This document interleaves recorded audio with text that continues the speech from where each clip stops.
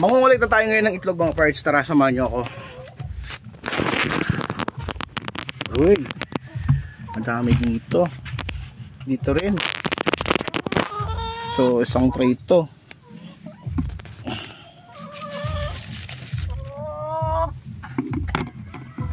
Dahan-dahan kasi may order.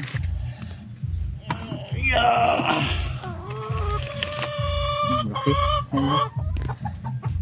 Malalaki to. Thank you. Next. Although may mga medium pero meron din malalaki. Yan. Fresh pastured brown egg. Dandahan, ito malaki din to, dalawa. Okay.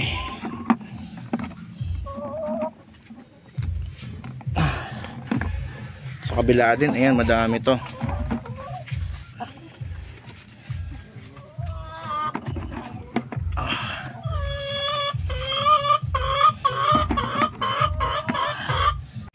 Ito last nest natin na kukunan. Meron ditong 7.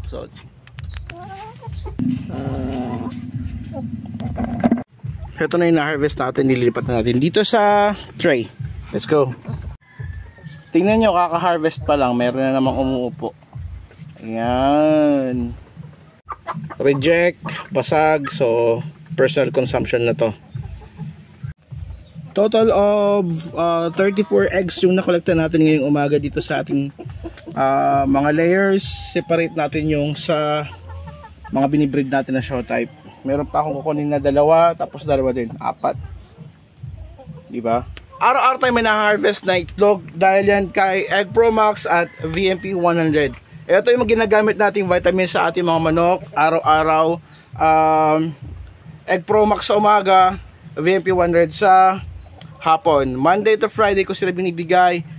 Syempre dahil maganda yung panahon yun mga parts, pinalabas ko muna yung ating mga layers para makapagtuka sila ng mga kailangan nilang matuka at makakuha sila ng magandang sinag ng araw.